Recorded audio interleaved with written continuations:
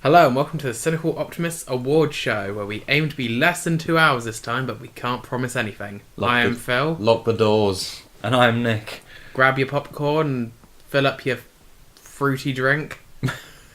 Or sugary drink, I guess would have been a better one. Or Coke Zero, and you get the same taste. Same great classic Coke taste without the sugar.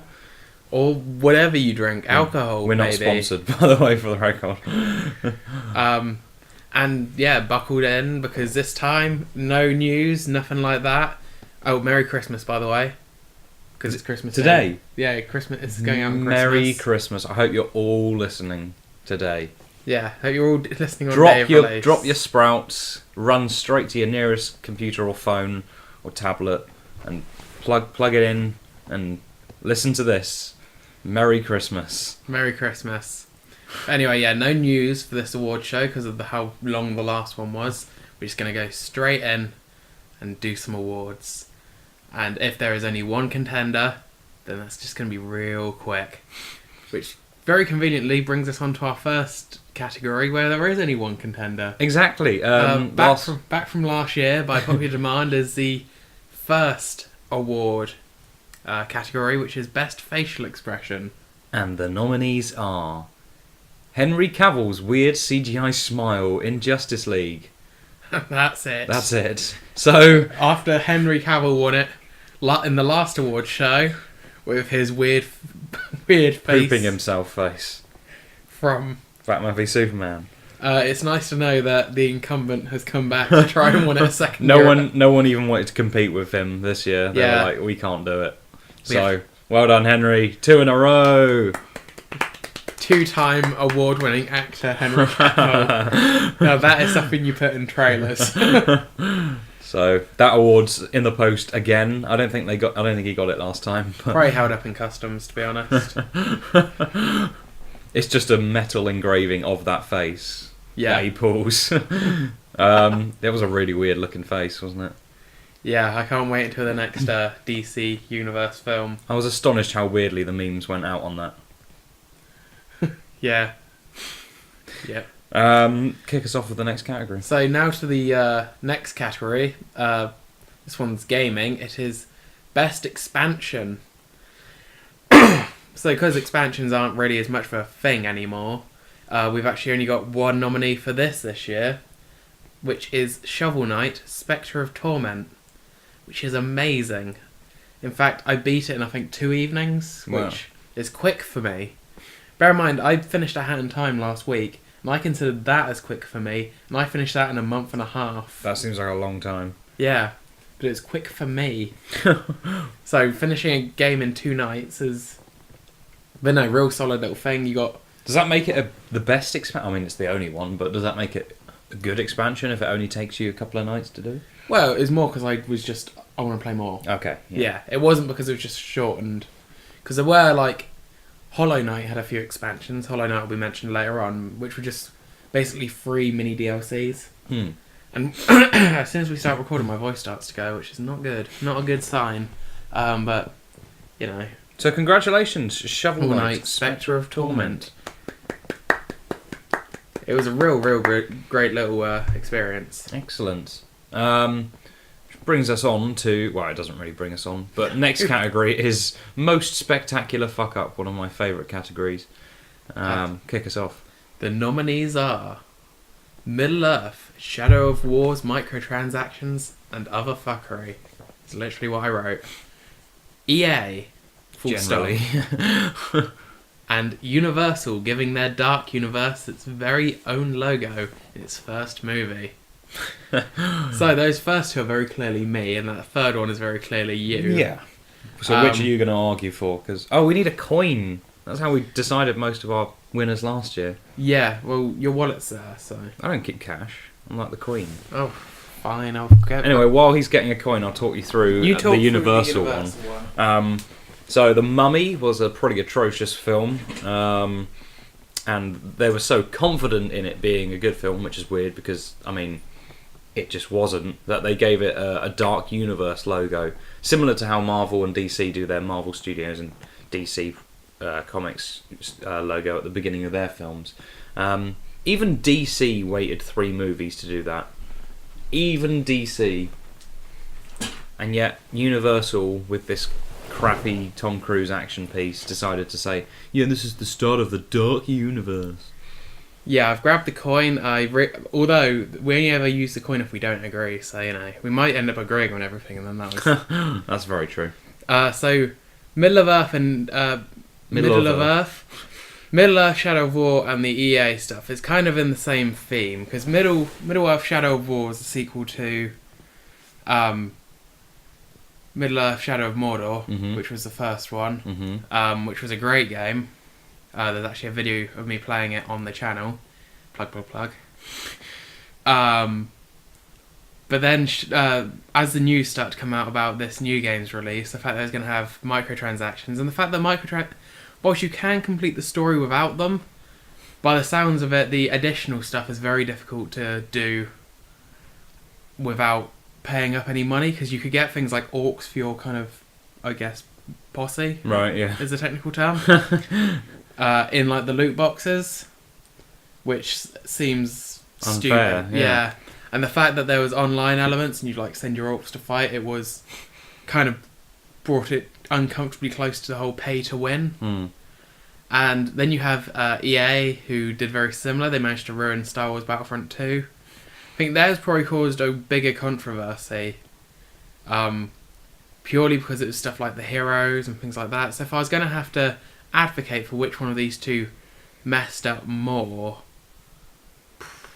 probably EA. They are quite adept at messing things up. I think I would also throw my coin into EA, because even with Universal, even though it was a mass mistake to announce your dark universe on a film that has now flopped critically and commercially, EA, the widespread attention and the memes that have come off the back of it, yeah, the reputation that they've just kind of absolutely toileted. Yeah, I think for purely the lasting reputational effect, and the fact that it gets mentioned, I think, has it been mentioned every episode of this podcast?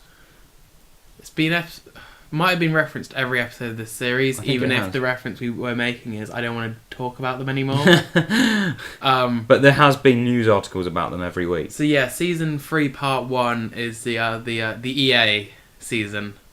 Hopefully when we come back they will have gone into the background again. EA saga. The EA saga across seven episodes. When the 8th comes out, that will split the fan base. Nice, like it. So the award for most spectacular fuck-up goes to EA. It's in the post, but you probably receive one of these about once a week, so... And you have to pay for it in order to get it through the letterbox.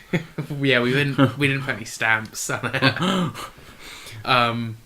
So now we're on to kind of the more...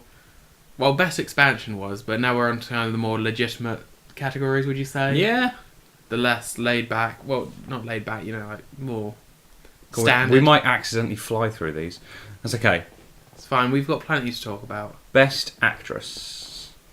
The nominees are Gal Gadot as Princess Diana / Wonder Woman, Charlize Theron as Atomic... Wait.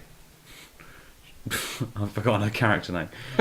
She's Atomic Blonde in Atomic Blonde.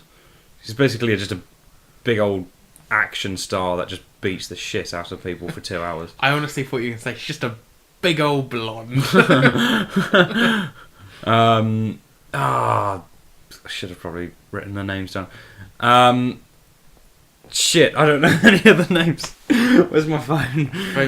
If it's in an airplane, will you even be able to get the... No, we're bringing it back on. Bear with, Phil, chat more. So Emma Stone for her role in La La Land, which Nick's going to find out character name. Annette Bening in her role in Liverpool. As Gloria Graham. As Gloria Graham in... I remember that one. Film Stars Don't Die in Liverpool. Mia is Emma Stone's character in La La Land.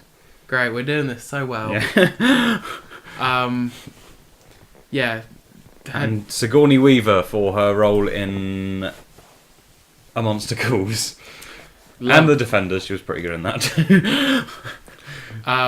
So yeah, I haven't seen as many films as you have. You've seen like 20 this year? Something like that. Probably more. Whereas I've seen about 5. I mean, yeah. I'm going to throw my hat in the ring and say Annette Bening was probably my favourite in Film Stars Don't Die in Liverpool. It was a really, like, humanised kind of story. Give us a 30-second synopsis of that film. Okay, so there's an actress called Gloria Graham. This is a real story. Who was acting in black and white films in the 1930s and stuff like that. Mm-hmm. And when it moved to kind of like audible films in colour and stuff like that, it kind of her career kind of died out a bit, and she looked for acting jobs in Liverpool. She falls in love with this kind of like slightly young, this younger, like everyday kind of man played by Jamie Bell. And they basically have this love story that sort of continues, and the whole way it's shot and everything is kind of in the style of like how she would see it, and so it feels like a very personal kind of film. Yeah, because the actress and the character and the editing style and the directing style all kind of work really well with each other. We see things through her point of view, and her facial expressions and just like the way she like carries a character through is just incredible. So there we go. Well, I've only seen one of those actresses is in, so I guess I have to say Gal Gadot, because she punches a CGI dude real hard. She was very charismatic, which is really cool. No, the Wonder Woman film was good until its last act. Yes, but we can talk about that probably more when we get to talking about the superhero films. I think I would actually nominate Gal Gadot more for her role in Justice League because she had the most personality out of most of the characters in that film. I mean, it's whether you're doing like an actor's skill relative to the rest of the cast. Where half of them are bored, half of them have been re-edited in, half of them... Can you imagine like how competitive that would make like a film set if you knew that it was more judged on how well you did compared to everyone else? I think she's the only character that kind of continued through from the beginning to the end of the sort of production process unchanged. Whereas I feel they changed Barry Allen to be funnier, and they definitely changed Aquaman to be funnier. They removed. They changed most of Henry Cavill's performance, and Ben Affleck. Actually, his performance was definitely rewritten, but he was also mostly just bored. So yeah, Gal Gadot was pretty damn good. Should we flip a coin? Yeah. I'm going to say heads. Should we say heads for Annette? Heads for Annette. Oh, I dropped it. The coin's gone. Heads for Annette. The coin's gone again. Phil doesn't want to see a Best Actress. He's sexist. Heads for Annette. Heads for Annette. Heads for Annette. So Annette Bening for her role as Gloria Graham in Film Stars Don't Die in Liverpool. Congratulations, Annette. Awards in the post. Awards in the post. We just wrote Annette on it and stuck in the letterbox. You're gonna have to let us know whether it reaches you, alright? Best actor, shall I take us through them? The nominees are Adam Driver for his role as Kylo Ren in The Last Jedi, Mark Hamill for the role of Luke Skywalker in The Last Jedi, Nikolaj Coster-Waldau for No. Just kidding. What is he from? Jamie Lannister in Game of Thrones. Jamie Lannister from Game of Thrones. Jamie Bell from the Film Stars Don't Die in Liverpool. Oh, what's his character's name? And Hugh Jackman, who played Wolverine / Logan in Logan. So, Film Stars Don't Die in Liverpool. What's Jamie Bell's character name? As you may recall from our discussion last week, if you watched our review of The Last Jedi, yeah, I really liked Adam Driver in this one a lot more than I did in the original, and I think his kind of arc's very good, and there's a lot of like high emotion throughout it. And Peter. Jamie Bell's character was called Peter in the Film Stars Don't Die in Liverpool. Yes, he did. And then there's the same with Mark Hamill's performance. Very, very. They both portray their roles very well. I think this was this was the best performance of Luke, I thought.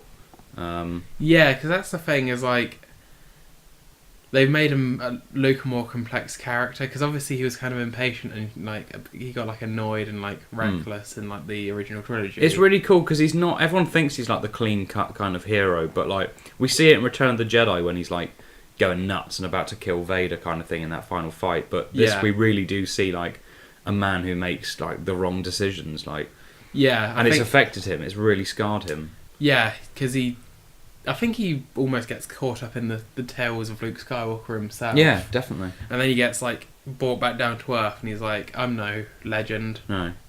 And he portrays it really well. But yeah, I thought he was fantastic. Do you want to talk us through Nikolai, I think is the pronunciation. Jaime Lannister in Game of Thrones. This wasn't the best season we've had, but in terms of character arcs, I feel Jaime Lannister has been one of the most successful characters. Because at the beginning he kind of seemed like a twat, who's just a bit of a cocky kind of guy who just fights people for the sake of it, and he does this, that and the other. But his motivations and like the decisions that are made for that character in the most recent series have been really, really complex. And spoilers for Game of Thrones season 7, by the way. He leaves Cersei at the end of the season. And he like seems genuinely gutted to sort of make those kind of decisions. It's interesting as well because last year we did Lena Headey win last year? Sounds familiar. Best actress. Yeah. Because she portrayed his love interest / sister Cersei Lannister in Game of Thrones last season, and whereas that season kind of focused a lot on her, like this time we get a bit of a focus on Jaime Lannister's character. Yeah. So that's interesting. Jamie Bell, I like again similar reasons, but he's just fantastic in that film. He should be in more things. He's most famous for Billy Elliot, but he's a really good actor and he's got a lot of range. And then obviously Hugh Jackman as Logan. Yeah, that was just it was a different type of superhero film, wasn't it? Yeah, that's why it was. It definitely showed off the range though, because he's kind of, we've seen Wolverine mostly as like a kind of cocky, quippy kind of guy who's... The only thing that was missing was Hugh Jackman singing. That's very true. Greatest Showman's out soon though. So. Yeah, I was going to say, that was the main thing that made me think of, obviously there was Les Mis and there was The Greatest Showman. Couldn't have done like a Wolverine musical number? Well, they did that on How It Should Have Ended, I think. Oh, did they? Yeah, it's pretty good. Hugh Jackman was pretty good. Who would you nominate most out of all these guys? I'm going to go Mark Hamill. He's criminally underused in the acting industry. I think I will agree, mostly because Adam Driver's like, they force in a topless scene. He just doesn't look that good topless, does he? Whoa! Actually, have you seen the memes? No. Oh, okay. If I send you these, can you bring them up on screen? Sure. I mean, you might have to give credit then. Should we? No, let's not do it. Okay, either way, remind me to show you these memes later. I mean, we're not doing it because it's effing. We're not doing it because we don't want to give people credit. I just wanted to clarify that. It did very much sound like Nick was like, I don't want to give credit to other people. So yeah, congratulations. Well, no, I just ended up saving a load and I don't know where they came from because I was just sending them to a friend. So yeah, it is the credit thing. He's got an interesting shape. Some shots he looks really good. Some shots he's not as attractive as... Yeah, it's really weird considering he kind of clearly worked out for the role. Yeah. He just kind of looks a bit bulkier than you'd expect. Yeah. But yeah, congratulations, Mark Hamill. We've just written at Hamill himself on the envelope. Yeah. He responds to a lot, to be fair. Yeah, to be honest, if we told him we won the award... I think he's such a wholesome guy, he just deserves the award anyway. Yeah, I was going to say, like, Mark Hamill is just such a top person. Yeah. He gets best all around person award as well. Best person. Because yeah, he's quite funny to follow on Twitter and everything like that. Yeah, he's fucking great. Yeah, it would be nice to see him in a few more like proper live action roles because obviously he was in the first Kingsman, but it's for about a minute. And I think he could probably do. I think he can do heavy, serious stuff as well. Yeah, really, really does deserve more roles. That guy. I mean, maybe he's turned them down. I don't know. That's true. Maybe to be quite honest with you, voice acting is easier. That's true, and I guess like something like Star Wars, like they're gonna worship the ground you stand on as well when you're on set. Like you're the most pivotal character who can't be recast, and you go on there and you probably have a really good time, and fantastic actors to work with and stuff. I bet it is a bit of a blast. But. Also, you know, I can record lines for voice projects just in my pyjamas. It's true. I just want to see him in more, though. Yeah, he's great, and he looked great in The Last Jedi as well. Yeah, both his kind of youngerish Luke and older-ish. It's about 10 years between them, isn't it? I think. What, the two kind of... The two Lukes. Oh shit! Spoilers, by the way, for The Last Jedi. Yeah. Yeah, spoilers. Luke Skywalker's in it, and there's a flashback, which you do see in the trailers, also in it. So I don't think it's... You don't see the flashback in the trailer. You get illusions that there is a flashback. You see him there with the hand on the R2D2. Yeah, you see a bit more than that. Right. So yeah, sorry, spoilers, but it's not a huge spoiler. This is... No, I'm not going to do that. So anyway, on to our next category. How are we doing for time? Only 20 minutes. Shit, we've been really trying to trim this award show down. To be honest, if we end up slightly under, then, you know, you get out of class early for Christmas. And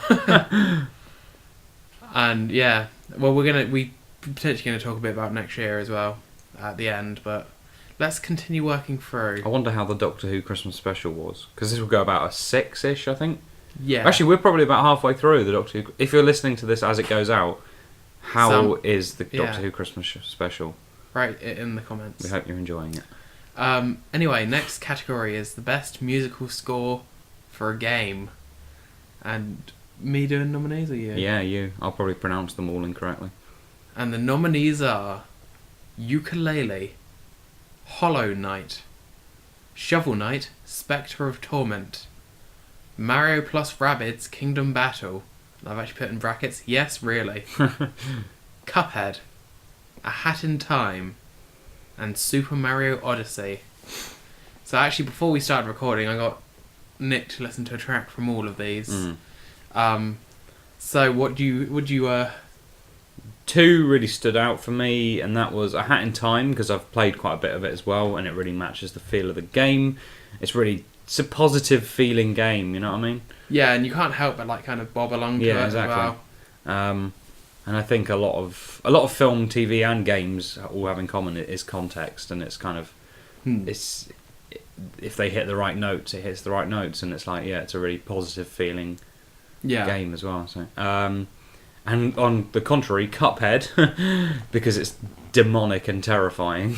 Yeah, it's almost more unnerving because of how well it fits the music.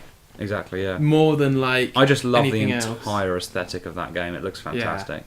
Yeah. They've nailed it. I don't know why the frame rate of it, like the kind of the tempo of the music and everything like that. It's pretty unsettling. They've managed to nail it. Yeah. You know, that was all done with that's all kind of like hand-drawn animation that was like kind of like scanned in. Really? Like the that's fantastic. The character movements, because they're like, we can't get the same with digital. Oh, okay, right, yeah, that makes sense. Yeah, because it does look it's pretty accurate in terms of what I've seen of like classic Disney and stuff like that. But anyway, to loop back round to talking about the soundtracks themselves, you got you got one composer actually represented twice in that list as Grant Kirkhope, who was the Banjo-Kazooie publisher, who's had a lot of work this year, because he did part of the ukulele soundtrack, and he did Mario plus Rabbids Kingdom Battle, and he actually did one of the tracks for A Hat in Time as well. You know, the main spaceship theme. Okay, he did that. That's interesting. Yeah. So he's got a lot of work this year, but then he deserves it. He's a great composer. He's one of my tops. He's the Michael Giacchino of game scores. Sure. Yeah. I'm guessing it was Koji Kondo that did Mario Odyssey. But Mario Odyssey, I've heard a bit of the soundtrack, but the main one that I like is the main song, the Jump Up Superstar, I think its official name is. That's a great little, almost jazz number, isn't it? With a great remix. Yeah, with a great remix by the Living Tombstone, which is amazing. I was going to say, that did stand out for me, but I can't really count it because it's a remix. Yeah.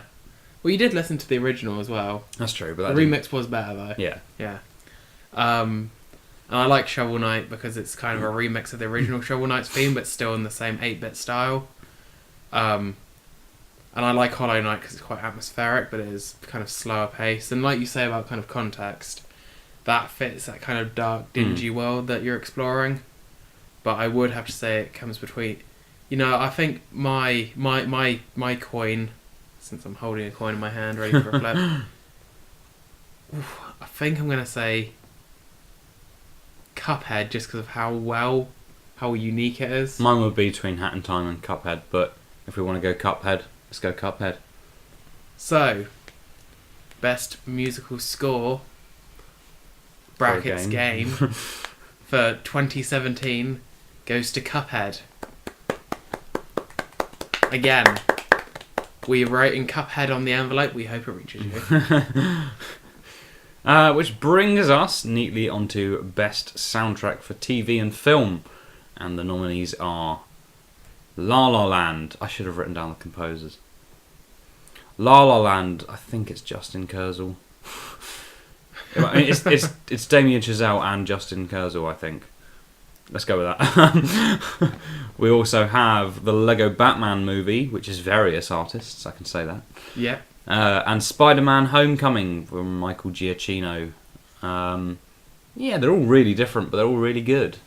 Yeah, I think that almost becomes a bit of an issue sometimes, which is why I guess bigger like film award shows break it down into genres, because at what point are you comparing apples to oranges in terms of like, ranking them? And there's always especially with, like when you're throwing a set musical in there as well. I mean, La La Land is a film primarily, but it is written with like that musical element quite obviously. Yeah. But there is an unfair advantage because the writer-director Damien Chazelle worked with Justin Kurzel, who were childhood friends as well, by the way. Okay. To write the music as part of like the narrative and stuff of the film, so obviously it was always going to go pretty well. Whereas a lot of other soundtracks, it's a composer who has to kind of match. I mean, with Spider-Man, it's Michael Giacchino trying to match the tone of the film and like certain scenes and certain characters and create his own motifs and things. And then Lego Batman's different again because I think that primarily came down to there were like specific written tracks like performed by Will Arnett and stuff like that. It's a lot of kind of using like popular music as well, kind of integrated. Yeah. Lego Batman's like a mix between Spider-Man and La La Land. Yeah. But the thing is, as we're going through this, because Nick showed me the opening scene to La La Land just so I'd get a taste. Was very good. But as soon as you like mentioned Lego Batman and Spider-Man, I could hear the soundtracks in my head. And signs of good soundtracks. I would potentially give it to Spider-Man over Lego Batman, but I'm not sure if you'd want to push for La La Land.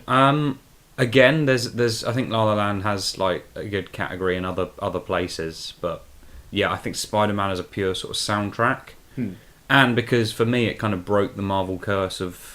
I actually had it in my head after watching the film. Yeah. Whereas, like, after Thor and after Guardians and after most other Marvel... Interestingly, Michael Giacchino also did Doctor Strange, which was a cool soundtrack that actually was quite memorable as well. That was like the dun dun dun dun dun dun, and then was like the instruments he uses as well are really interesting because Doctor Strange it kind of used like those kind of sort of Asian kind of like noise like instruments and stuff like that to create a certain noise, and with Spider-Man like a harp I think was used to kind of make it sound like webbing like itself like in the main sort of themes and stuff that he plays. So I think I'm going to give it to Spider-Man. Congratulations, Spider-Man Homecoming. We've just written Spider-Man on the envelope and just sent it. This one because we... Spider-Man New York. And because we expect your spidey senses to be able to find it, we didn't actually post it, we just throw it into the wind. I like how we're discussing this as if we've already posted all these awards. As we've just decided them. Yeah, this is a real messed up... We're discussing what we're going to do, but by the air date we'd have done this. You know? All timey-wimey, higgledy-piggledy. Exactly. Yeah.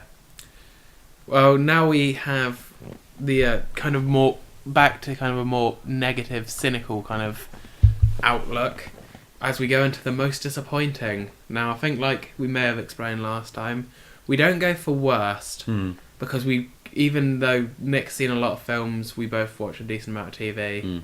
I've played a decent amount of the games. It's kind of unfair to say worst when you've not experienced it all. No, exactly. So most disappointing feels more appropriate because would have been. And it's based somewhat on public consensus as well. I know that's a real impact on bandwagon thing to do, but it is it's cultural impact. It is something to always consider when you're giving these awards anyway. Exactly, which is what we're doing. We're culturally aware. We are at the Cynical Although Optimists. I've noticed that this is going to be a bit of a repeat of a previous award, in a sense, because next is most disappointing game, where the nominees are Shadow of War and Star Wars Battlefront 2. Because these were two games that I was going to buy at launch, but I have not bought them at all. Because that is disappointing. Because they've just been they've been PR disasters, both of them, and I just don't agree with microtransactions as much as these companies want to talk about games as a service. I don't know why I almost went into Alec Guinness's Obi-Wan there. Games as a service. Games are a service. Before the dark times. Before the microtransactions. It's more machine now than man. These work pretty well. Yeah. Gonna have some fresh Star Wars memes for you later.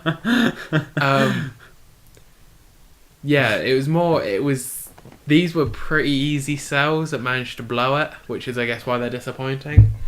Because of how much everyone enjoyed a large number of people enjoyed Shadow of Mordor, and how much people wanted to love one of the new Battlefront games. Well, people loved the original Star Wars Battlefront 2, so. Yeah, which you can get for really cheap on Steam. It's about £5 on Steam. They've opened the multiplayer back up. Just do that. Yeah, it is. There's probably more people on those servers as well. Your old laptop that you think is broken and barely works, that will run it as well. So. Yeah, I think that's the thing. It was more just a good chance was pissed away. So for this one, I'm actually going to say Shadow of War. What gives it the edge over Star Wars Battlefront 2 is that Shadow of Mordor was good. It was real good. Whereas Star Wars Battlefront 2015 was bad. Well, it was disappointing in itself. Yeah. In fact, this is the second Star Wars Battlefront game in a row to be nominated for most disappointing game. So, them and Henry Cavill, Them and Henry Cavill are trying to, get those awards. Henry Cavill's are at least awards that are funny. I don't think most disappointing game is something you strive for. Well, I'm going to give it to Star Wars Battlefront because I've seen more of the controversy. Yeah, exactly. So we're going to have to flip. We're going to go heads for Shadow of War. It's tails. So congratulations again. Wait, Star Wars Battlefront did win last year, didn't it? I can't actually remember. I wouldn't be surprised. Well done anyway, Star Wars Battlefront 2. If you didn't win last time, you won now. Exactly. So, most disappointing games just been. So we've got most disappointing film/TV, and the nominations are The Flash Season 3, Archer Season 8, Sherlock Season 4, and Star Wars The Last Jedi. See, before we started recording, Nick asked to put The Last Jedi into this category. Look, it's not the worst. And I said, yes we can, but it's sure as hell not winning. Because I think we both know what's going to win already, to be fair. I think we do as well. Because there's only one of those TV shows we've both watched. But I should probably talk down the list. Yeah, go on. The Flash season... The thing is, with The Flash, the first season was good. I'd recommend viewing. The second season is alright. But for a second time in a row, it's a speedster is the big bad. And The Flash has to win by running faster. And season 3 just gets a bit bad because it's, again, a speedster. I don't know any other show that has its main villain be the exact same superpower 3 years in a row. They're doing something different for season 4 and trying to bring it back to kind of a more upbeat Flash, which is working to an extent until you get to the plot points, which are still really dark and like they don't know how to like keep the fun when it's like the villain shows up. The villain's just got to be really mopey and. But anyway, the Flash season 3, especially since unfortunately, one of the things with the CW DC shows, I don't know if the same could be said for Gotham, is because they have a mid-season break, they always feel the need to have some kind of arbitrary cliffhanger, like halfway through the season. Even if it ruins the pacing to do it. A bit of a thing, but the difference is I think the way we get Gotham in the UK is Channel 5 or something shit like that. So, no offense, Channel 5, but you are a bit shit. So I now wait until the Netflix release and binge it. And then I don't have that problem. But either way, it kind of spoils the pacing a little bit. Like, I can say that the season 4 one felt a bit rushed, but the season 3 one was... thing is, it was... The Flash gets thrown into the... You do mind spoilers? No, go for it. He gets thrown into the future after his kind of mid-season bout with the big bad. He gets thrown into a big green screen, CW style mess. Or does it look alright? Kind of, but basically what he sees is the big bad killing Iris, who's obviously his love interest. Right. And then he sees his future self, run to try and stop it and not be fast enough. And Lois is the key! Then the rest of the season is literally about the fact that the Flash remembered a bunch of the things that were like the headlines, like in a newspaper that he saw when he was in the future. He was like, if I can change those, maybe I can change the future. It's like showing that he can. And it's basically half a season of an incredibly disappointing reveal as to who the villain is, the true identity of the villain, which just isn't interesting. And 2, like, the fact that he's not able to stop any of it because it's obviously set, it's the future, and it just all ends up being a bit... I mean, depends how much you want spoilers to how much I'll go into. I'm not going to watch it. Basically... I might do, but by the time I get to season 4, it'll be a long time, so... Season 3. That'll still be a long time. Yeah. But basically, the villain is a time duplicate. Because basically Barry Allen can go back and like create time duplicates himself by doing like time travel fuckery. Got it, yeah. And it's basically a time duplicate that he created whilst fighting this big bad who is the time duplicate. And apparently afterwards, there's only one time duplicate left because basically the villain kills all the others. And he gets shunned by the main cast for not really being Barry Allen, which makes him evil, which in turn... It's basically this real stupid thing, and like he goes to the future again, like the even further future, and finds that he's become the real Barry Allen's just become basically a shut-in because his girlfriend died. Right.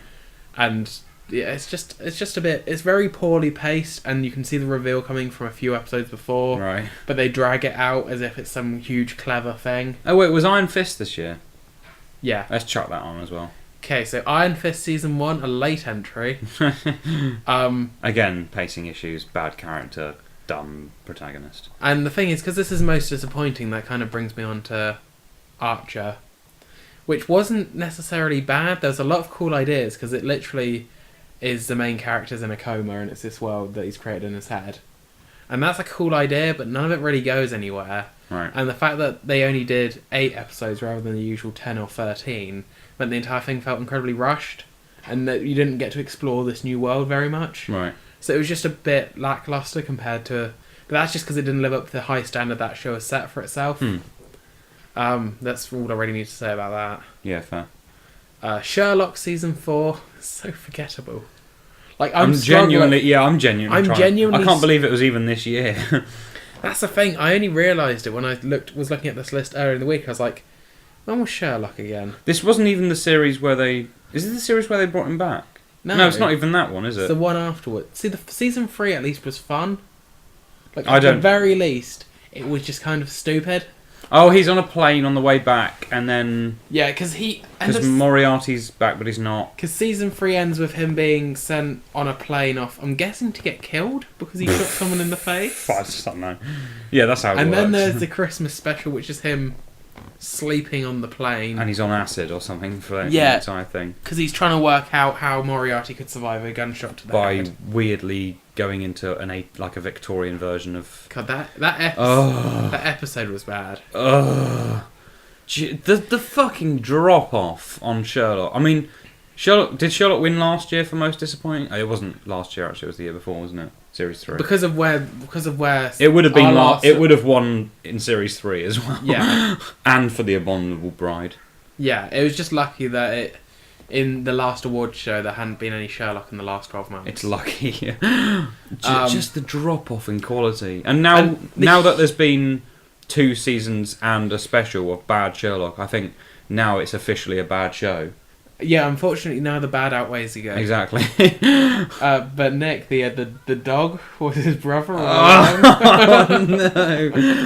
The dog was his brother, which was his sister. There was another brother, wasn't there?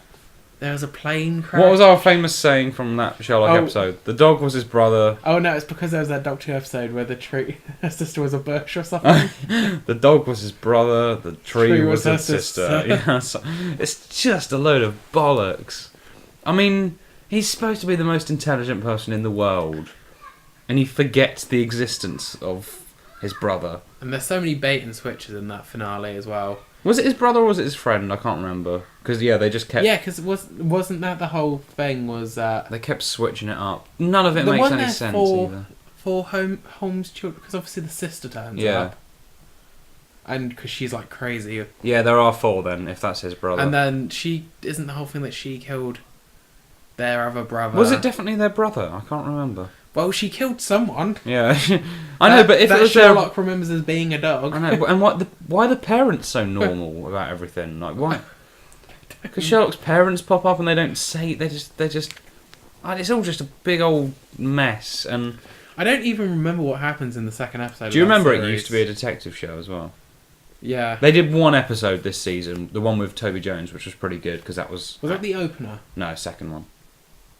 Honestly, don't remember what happens in the second one. That was I know the Toby Jones in a hospital, and he was basically Jimmy Savile. Yeah, I remember now. That was a pretty good episode. Like, because the first one was one where John's wife dies, right? Spoilers. Yeah. Who cares? Spoilers, spoilers after we've basically probably not dead. Season. Yeah, spoilers, but who cares? Yeah, Mary died because an old woman in an oceanarium got bored or something. I can't remember. Yeah. And then, do you want to... I'm guessing Star Wars The Last Jedi just didn't live up to your expectations. Basically. Yeah. There's actually been a fan campaign. Look, I'm not even that hard on it. I enjoyed the film. That's the thing. I don't understand the extreme love or the extreme hate. Mm. I understand I liked it, but I don't get why... I get why people don't, or I didn't like it, but I get why people do like it, because that's basically me and you. Yeah. But, I mean... yeah, there's been a petition to remove it from canon, which is a bit ridiculous. And then there's been the memes about the... Oh, yeah, spoilers for The Last Jedi here. Wait, we've already done that, right? We've talked about Last Jedi last week. Well, yeah, but we've also mentioned Mark Hamill, haven't we? And... We didn't mention any heavy spoilers. Heavy spoilers for The Last Jedi. There's a scene where Carrie Fisher flies through space. Oh, yeah. That's obviously... I mean, I think I knew it was coming, it wasn't as egregious as the first time round. It was just rather shocking. And I still agree with you, there's better ways to do it. Mm. Better ways for her to use the Force. In fact, there's a shot where you just see her hand land on the glass. Like, just as Poe goes to let her in. Yeah. That would have been better. I don't know, just it's just executed horribly. In fact, I think that's a big problem with the film, is that in theory it works, but the execution is not as tight. And I think that's mostly an editing issue. Yeah. Because I don't mind the plot points they take. I mean, they do sort of accentuate the Force more than any other film. But and to prove this, Nick is going to release a Nick edit of the film when it comes out on DVD.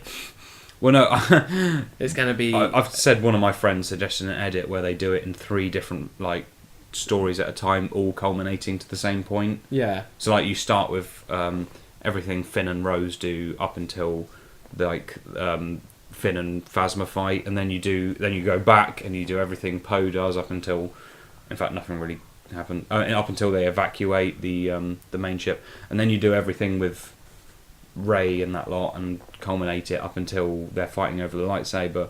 And then, you'll just kind of converge all the stories towards the end, and then do the Battle of Crate. I think that would have been a more interesting edit. But again, I just don't think the edit suited the film. I think it was well directed, and I think the story points were really important and really interesting. And I thought all the performances were fantastic, but it was the actual execution of the film was a bit disappointing.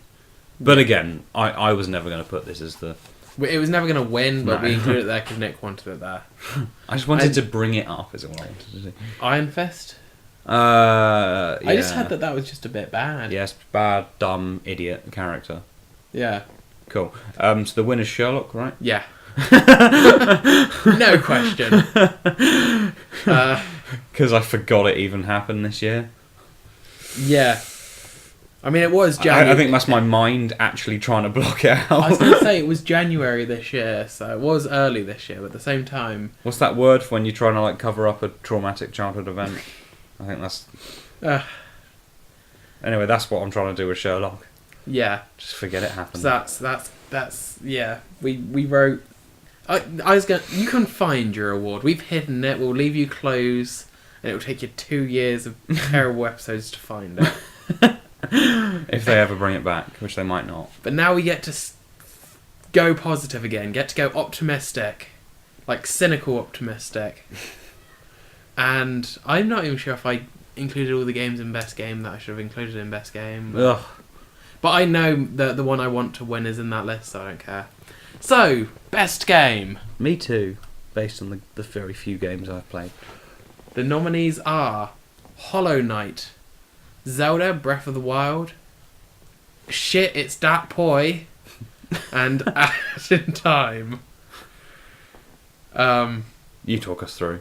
I can talk about one of those games. So, Hollow Knight, great Metroidvania game. I played it I'm not so into 100% games like that, but I think I got into the 90s before I finally gave it a day, called it a day, which is high for me, considering you can beat it at 60%. Story end. Right, yeah. And it was just so much fun to explore, and it was so, you could really dive deep into, the background information by finding, and exploration was encouraged, and the combat was nice and tight, as well as the controls. And yeah, I really, really enjoyed it. Zelda, you can ride around on a horse motorcycle. I don't think we need to say anything else. Say no more. I've only played about half an hour of Zelda on someone else's Switch, so it's on there because it is real good. But I haven't played enough for it to win. I'm really surprised you haven't got a Switch yet. Well, I don't have a TV yet. I mean, you don't need one for a Switch, granted. But it's kind of like the order of getting things for a flat.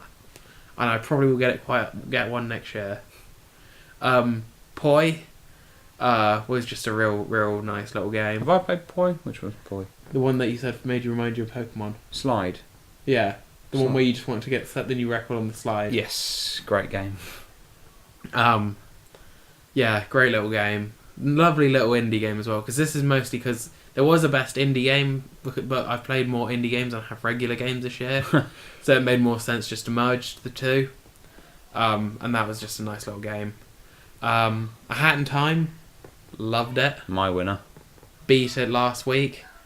Just so much fun, and the music is amazing, and it's just got the perfect mix of exploration stuff and linear, follow this route kind of stuff. Yeah, and I did really enjoy it. Nick, do you want to add anything to A Hat in Time from what you've... Because I'm guessing Hat in Time and Poi are the only two you've played. Yeah, Hat in Time is one of the most fun games I've played in probably years, to be honest. I'm not that big on sort of going into games that much, but it's just a genuine, you don't know what's going to happen next, you don't know where you're going to go. The main character's really cool and engaging. It's just I didn't even get to the hat upgrades or anything like that, and I just love the level system and everything like that. I love a bit of height in a map, because a lot of games I've played, it's only really sort of been the more serious Assassin's Creed and the Arkham games and Battlefront and all that kind of stuff. They're very flat worlds, whereas actual height in a level on Mafia Town was just like, wow, this is cool. It goes places. I don't know. Yeah. So I think this is probably where we're going to end up disagreeing. Ooh. Because I'd give it to Hollow Knight. Well, I'd give it to Hat in Time. So it's another flippity flip. Heads for Hollow. Heads for Hollow. Tails for Time. Tails for Time. That works. Heads for Hollow. Well done, Hollow Knight. I haven't played it, but I was going to say very well deserved though. It's been a great fun game. That's good. Yeah. All the little bits of DLC I trust you. I trust your instinct. Yeah. I'm sure it's good. Write in if you disagree with Phill. Write in the comments that it should have been Zelda Breath of the Wild because of horse motorcycle. And that's it. That's it for the game side of the awards. We've got our two final awards for. Three final awards. Yes, we've skipped over best TV episode because we couldn't think of any. And we've also split best films from best superhero films because I've watched more films this year because I'm a cultured man like that. But before we get to the culture, let's do best superhero film. And the nominees are Logan, representing Fox, but not anymore because Fox have been swallowed by the ever-expanding... Anyway, we won't get political. We've got Logan from the X-Men universe. How's that political? It's not. It's just... The House of Mouse is eating everyone. It's very straightforward. Representing DC, we've got Wonder Woman. And representing Marvel, we have Guardians of the Galaxy Volume 2. We were debating between Thor Ragnarok and Guardians 2. Because I've not seen Thor Ragnarok and Nick's Guardians was better, we've got them as a representative. And we thought it's always more fun to have each studio represented. Yeah.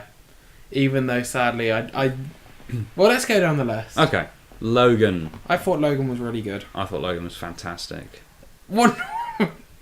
No, we should probably talk more, shouldn't we? No, I liked how just different it was. Yeah, it defied the genre conventions, and it wasn't. It's not even really a superhero film. It's a mutated man in his old age, basically. Yeah.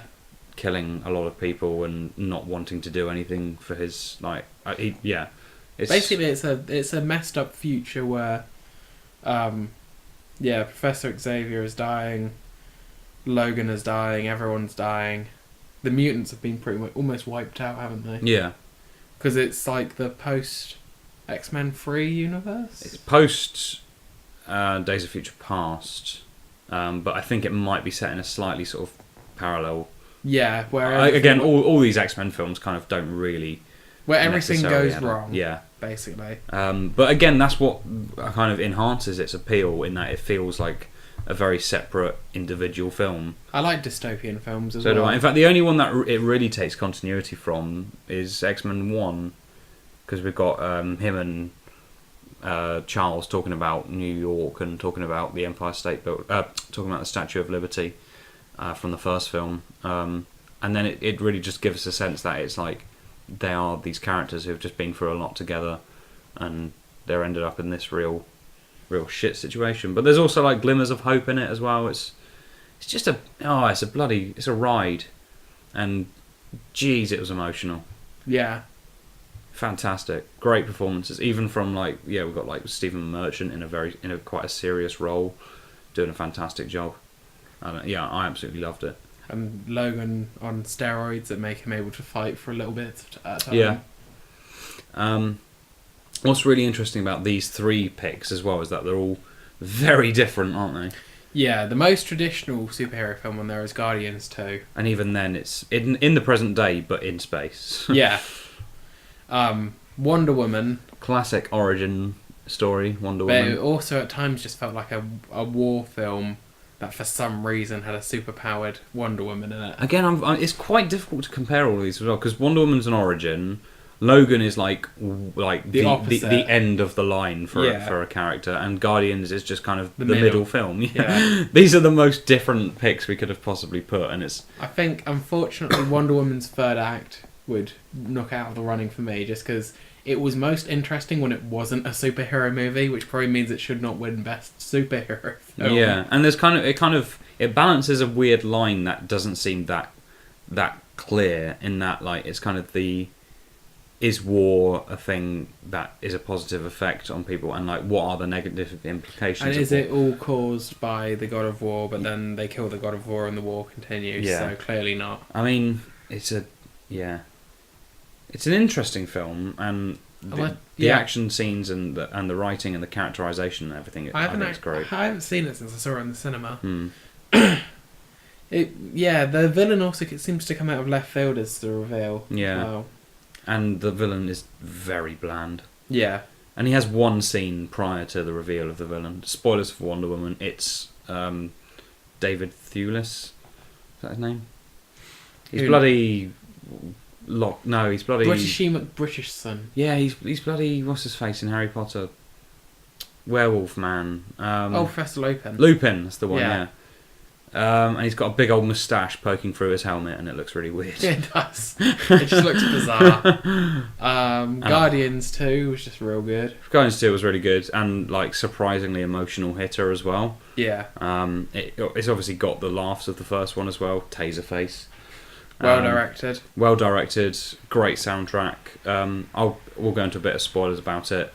The arc of like even minor characters like Yondu and Rocket. Yeah. Are like really brought to attention, and it's absolutely fantastic. Yeah, it's very world building as well, without trying too hard to have to be world building. Yeah, exactly. Yeah. All the additions of like the wider planets and like the wider robot the prostitutes. Wider cast. Yeah, robot prostitutes, actually a thing. So yeah, who would get it for you? I would give it to Logan. You know what? It was the last outing for Hugh Jackman. I think I'd agree. Let's give it to Logan. But again, all of these are very different films. Yeah, it becomes a bit difficult to compare them at times. Yeah. Which I guess is one of those problems with numerical scores for like media. But it's a good But sign. then it's also a good way to... This is a good sign for superhero films as well this year, because as well as all these, we've also had a Justice League film, which is kind of...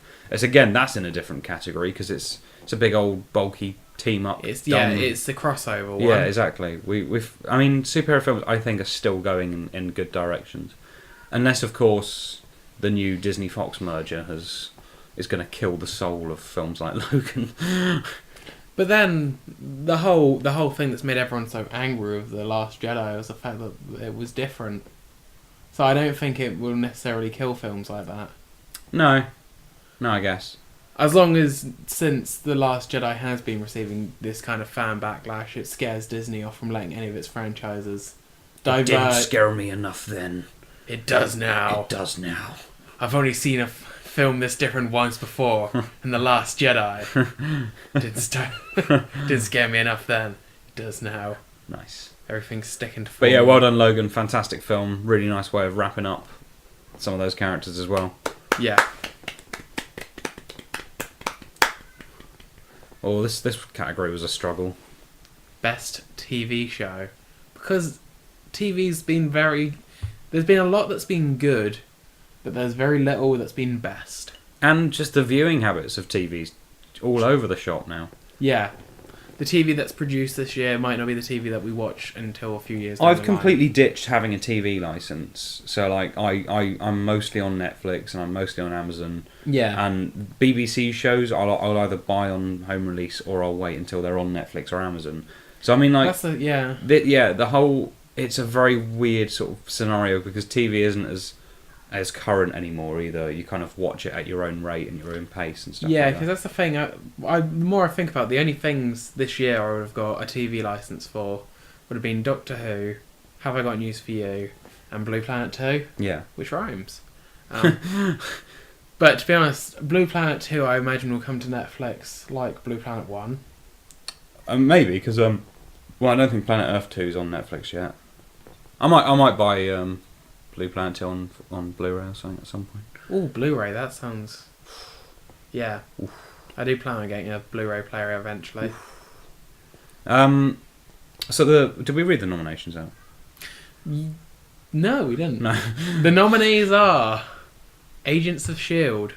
I guess I should put season 4 on the end of that. Doctor Who Series 10 and Rick and Morty Season 3.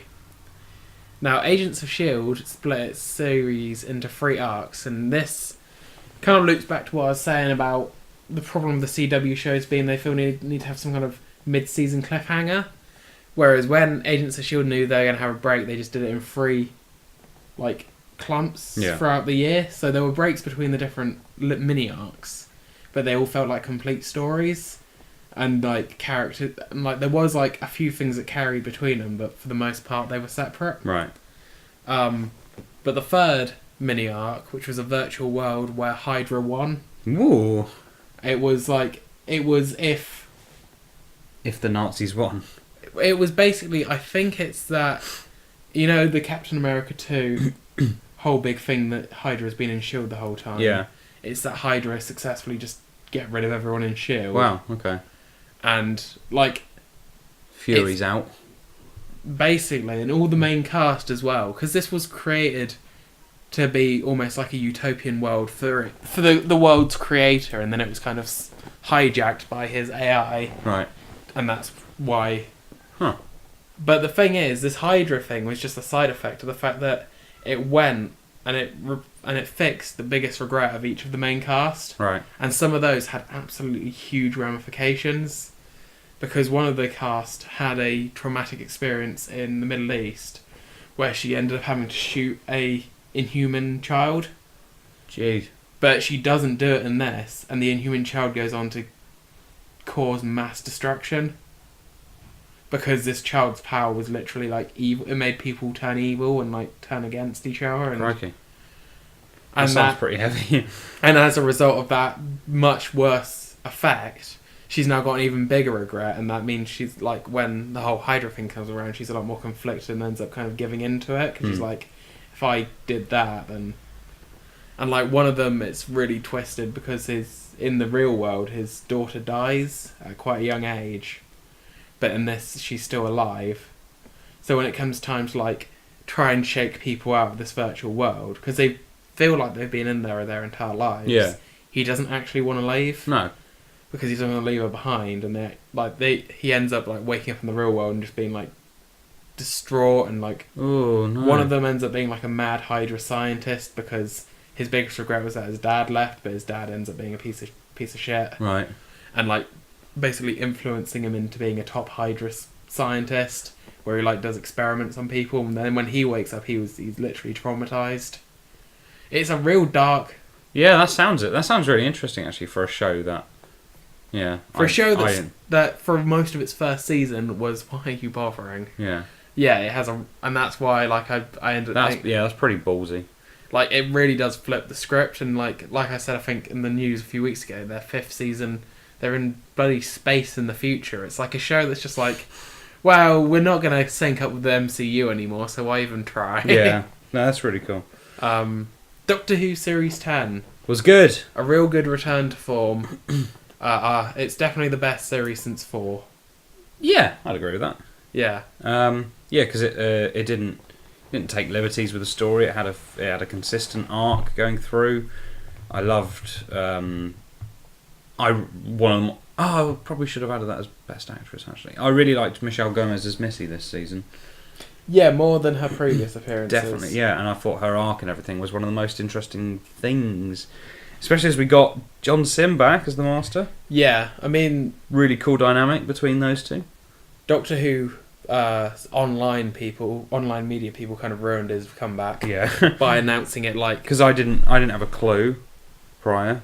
And I probably wouldn't have had a clue if they hadn't said that he was coming back. And they always reveal what the monsters are going to be in the finale, so we knew the Cybermen were coming back as well. And it was a bit of a shame in a way, because Peter Capaldi's his series, I think 3 out of 4 times the finale's been the Cybermen. Yeah. And the Master. Yeah, that's weird actually. Which is really But this was definitely the best one. Yeah. In fact, even though we cut Best TV Episode, I'd probably put maybe the finale. See, that's the thing, because we're working on a separate Doctor Who video at the minute. And I'm really... Because I'm not sure whether I prefer the finale or the setup. Because the setup is just really good at getting everything into place. What about all of the rest of Stephen Moffat's series? Do you prefer the finale or the setup? It's usually the setup. every time it's the setup. Yeah. But this time is the only one I've been like, wow, that was actually a really good finale. Yeah, maybe we should have given it to that just because it was a finale that didn't suck balls. It's a finale that didn't absolutely suck balls. Maybe it's because the setup didn't use the rest of the budget and he had like 50 pence and a stone Dalek to get it done. I like to think that stone Dalek was just like a prop that they like had fallen into Cardiff Bay or something like that, and they were just like, "We got this. Fuck it. Pretend it's stone. All the paint's come off. Yeah, it's stone. Fuck it." But this was proper explosive, cool action, but with a lot of heart as well, and it really drove home and finally they got the character of Peter Capaldi's Doctor kind of to a T, I think. And there was less hand waviness about the means to it, because it got real bad in the middle of Moffat's run of, I don't need to explain anything. Yeah. It's just Doctor Who, things just happen. Timey-wimey. And that is like, no. Like, I prefer the pseudoscience bullshit. So do I, yeah. To no explanation. Yeah, that was really good, and I'm really excited for the next series. Yeah, I'm looking forward to it. What else do we have? Rick and Morty, Season 3. See, I thought this season was real good. I'm not sure if I'd put it higher as high as I would their first two seasons. Because I feel like, as much as I do love this season, I feel like there's too many episodes which just the humour just depended on you being a bit grossed out by how violent everything got. I get what you mean, yeah. And also I feel like, some of the arcs are kind of picked up and dropped, like depending on the episode, which is a bit weird. Yeah. Because like they'd sort of delve into certain characters like Beth, and then kind of it would be a bit jarringly dropped, and then jarringly picked up again. Spoiler. Well, it's not really a spoiler, I guess. Yeah, spoilers for Rick and Morty Season 3. But I do like how we don't know whether it's Beth left or not. And whether it's like the clone that stayed behind. I think it's probably the real Beth.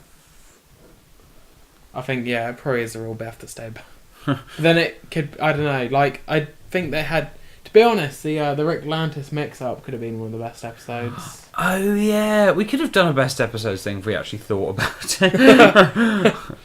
Rick Lantis mix-up was the Tales from the Citadel. Yeah. Which was, I've watched that about 4 or 5 times now. That's the thing.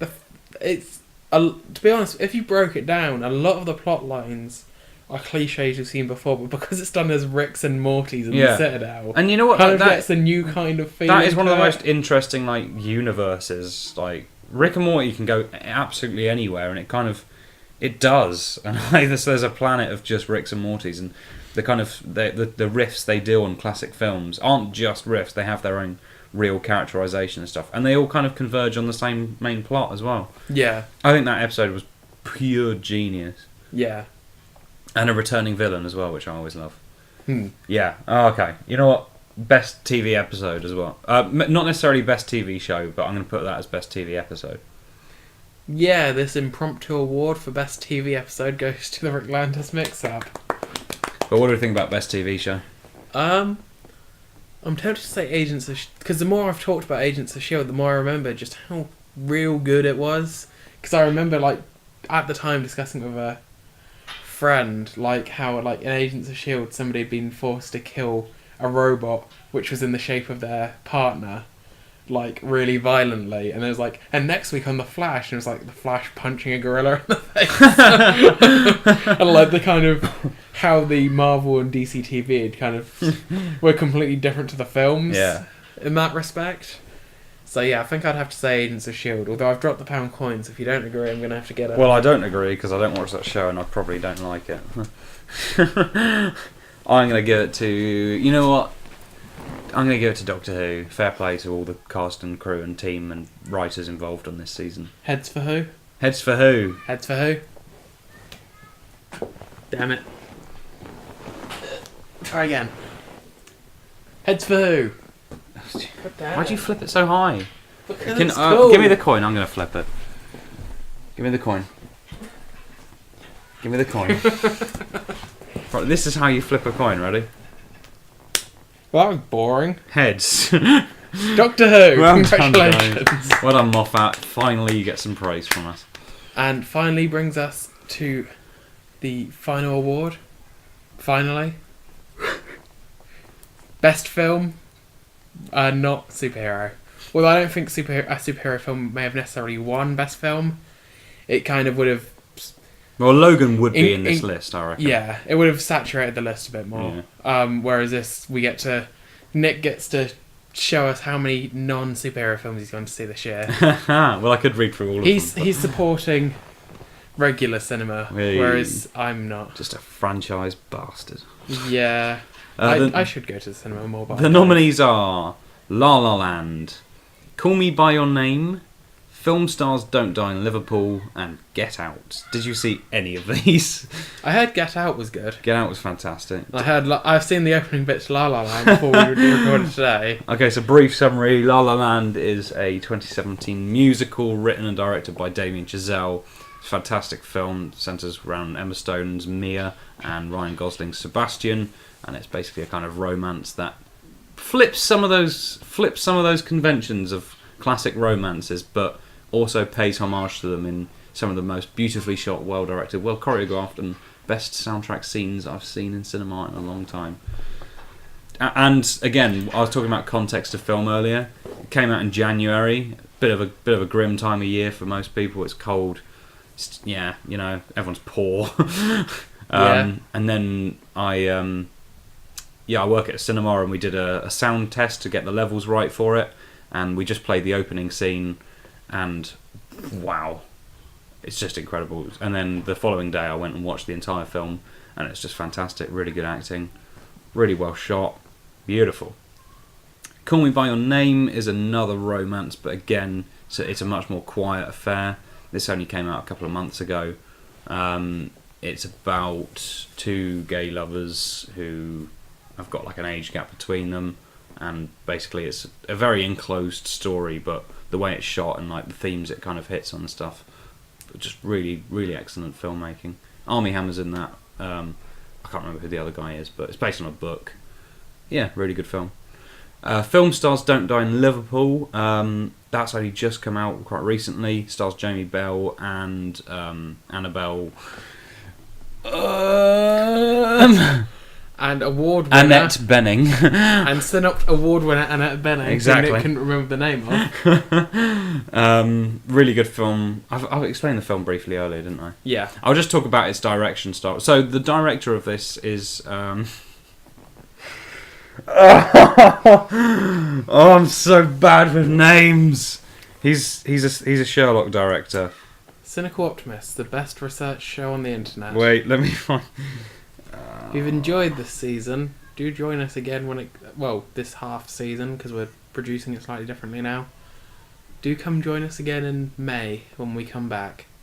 I thought I'd get this kind of dialogue in now, whilst Nick is Film Stars Don't Die in Liverpool, directed by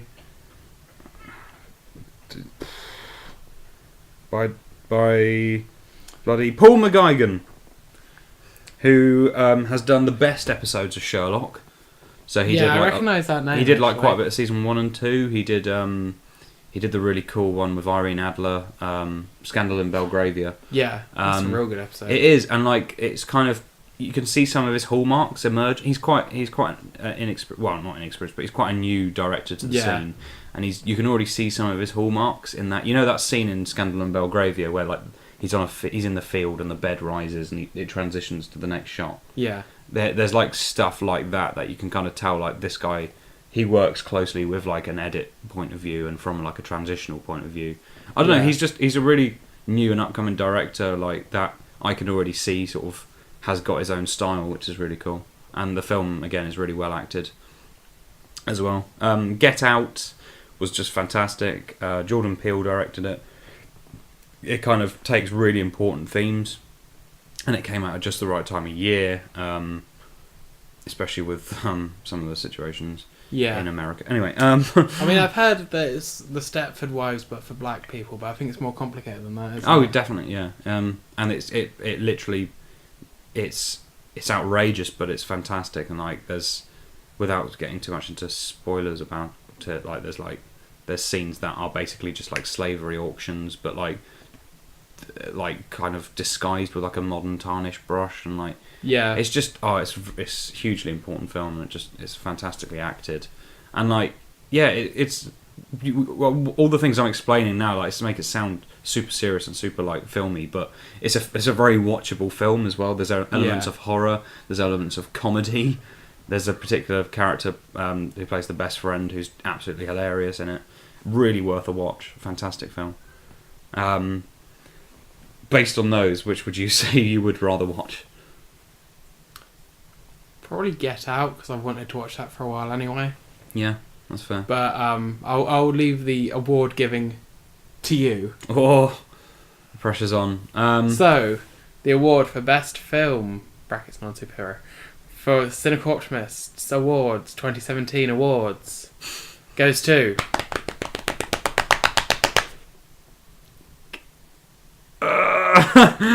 I'll give it to Get Out. I was between Get Out and La La Land, but then it's I think general consensus plus the fact that you really want to see it as well. I think it's a very deserved winner.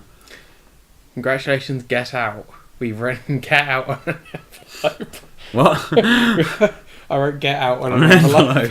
That's menacing as hell, right? I posted it in the letterbox. Oh. What's the postie going to think picking that one? My local guy resigned, funnily enough, after that. Get out. Get out. Well done to all of our winners today. We hope you've had a fantastic And all of our Christmas. nominees. All of our nominees as well. Apart from the nominees in the bad awards. Nah, well done. No, well done for getting nominated. EA, you deserve it. Yeah. And a special congratulations to two-time Synoptic Award winner Henry Cavill for winning the award of Best Facial Expression for 2 award shows in a row. Can you bring up the picture just once more on the edit? Thank you. Oh, bring up both side by side. Go on. Yeah. Here they are. Beautiful man. What a year we've had. Indeed. 2017's been quite good for media. It has, and you know what? Like, a lot of these things are good. In fact, a lot of these things are exceptional, and like where we've been struggling with categories, even for the positive ones, is because there's just been so much good stuff. Yeah, we even like. Well, whilst we did end up giving a Best TV Episode award very smoothly, it was not because there was a lot of terrible. It's just because there was a lot of good, but not a lot of best. Yeah. I could point. I mean, I haven't even mentioned the TV show. Stranger Things was really good. There was a specific episode of Stranger Things that I really liked. But again, it's just there's a lot to delve through, and you know what? It's going pretty well, isn't it? But film and game especially, we were kind of almost spoilt for choice with best ones, and especially soundtracks. Yeah, it's been a good year. Yeah, it's been a good year for games and media. And hopefully next year is just as good. Are you excited about any games specifically, or TV and film that you want to talk about? Dragon Ball FighterZ, I'm actually looking forward to. Looks pretty damn good. Looks a lot of the art style and shots, like some of the shots they've used for like in-game animations, people have put like side to side with the original manga panels, and they look like so exact, like spot on. And it's that kind of like attention to detail, which I do just love. I'm trying to think what other games are due out next year, because I've not really been paying that much attention to like next year's stuff.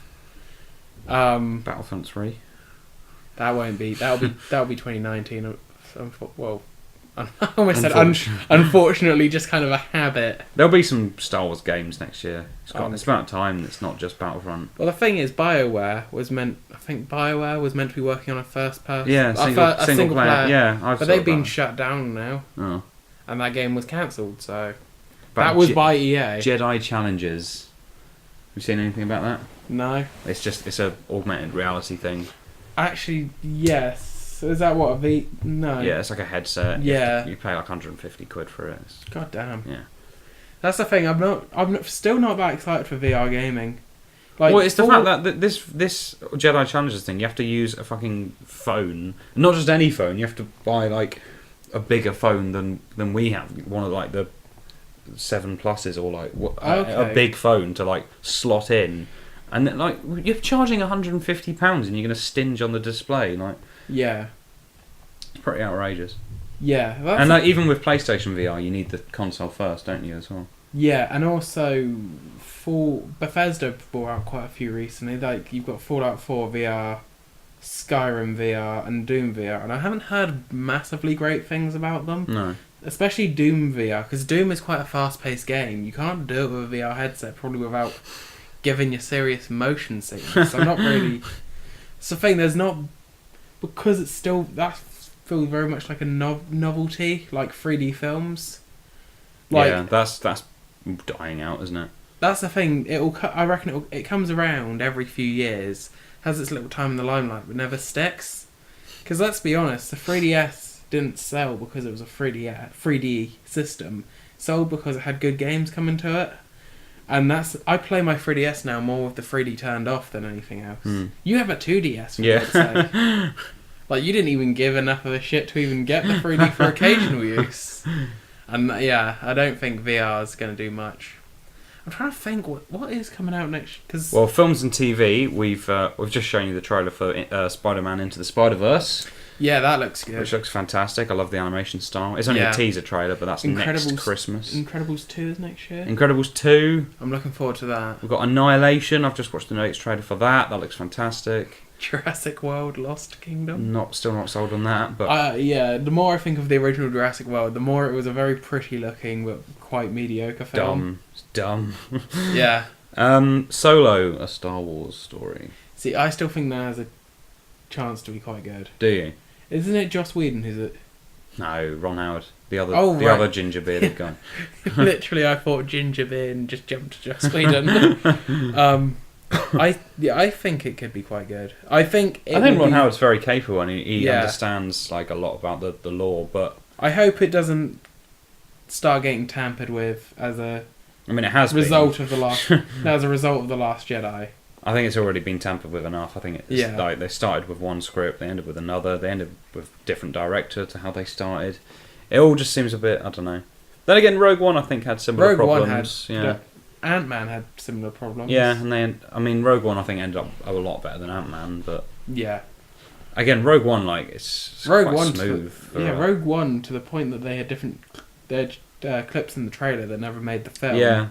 Must have been quite a lot going on behind the scenes for them to release. I don't know how long the original cut was, but it's the occasional jarring moment in the final cut. It's quite smooth, but like when what's his face, big gun guy, Baze Malbus, I think his name is. Yeah, at one point he's like, "Hey, little sister" or something to Jyn. And I'm like, when did you guys even speak prior to this? Yeah. Yeah, the characters just kind of get introduced like, here are the characters. Yeah, they're friends now. Obviously, Solo won't have that issue because obviously we know these characters later on in life. Yeah, exactly. I'm looking forward to Donald Glover as Lando, actually. See, as long as he gets like more to do than he did in Spider-Man: Homecoming, because he gets advertised as being in that film. I don't think that and then much. That was one of the things I heard was like, oh my god, Donald Glover's going to be in like Spider-Man: Homecoming, yeah, and everyone went. He wasn't exactly on the posters, was he? No, but it was like a news story, like in the... It was only Robert Downey Jr.'s face on the poster, and then little tiny pictures of Spider-Man around him. It was Robert Downey Jr.'s face trying to eat Spider-Man as he swings through New York. Or at least that was the poster I saw. I was just been listening to a bit of... And it was 3 different Happy Hogans looking upset in the background. Childish Gambino, Donald Glover's music career. He's pretty good. I mostly know him from Community. Of course, yeah. Because obviously that's where he got his kind of like acting. Yeah, he's an all-round great bloke as well. He's just such. He's the next Mark Hamill, maybe. When they finally make that Community movie in like 60 years' time, and it's all the cast are really old.